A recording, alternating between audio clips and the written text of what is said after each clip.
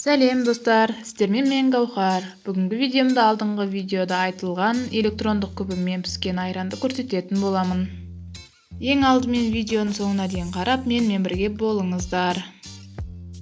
Және де менің каналымда осы электрондық күбінің видеосы бар.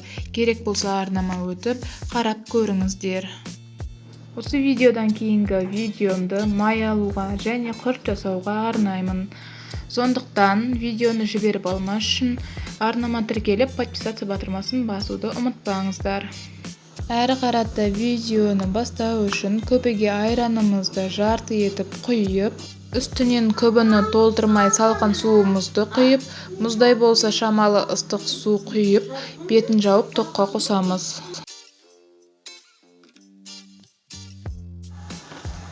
Айранымыз примерно 1-2 сағат дегенде пісіп, майымыз түсті.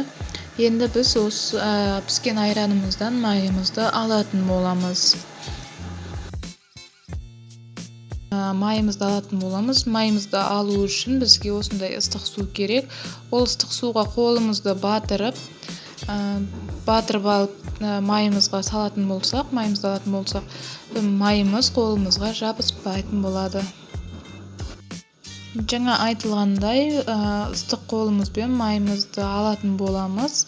Қазір көресіздер. Майымызды алғанда қолымызға майымыз жабыспайды.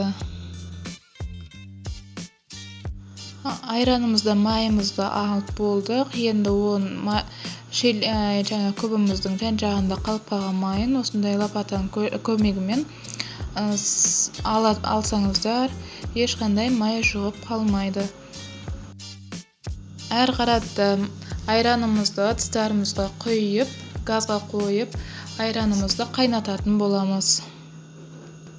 Айранымызды отта қайнағанға дейін қайнатамыз. Қатты қайнап кетсе, құрттың басы бірікпей қалады. Қайнатылған айранымыз біздің суыды.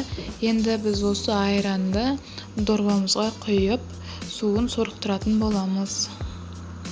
Келесіде осы айраннан құрт жасайтын боламын. Арнаға тіркеліп, лайк басып, комментарий қалдырып, тіркеліп кетіңіз.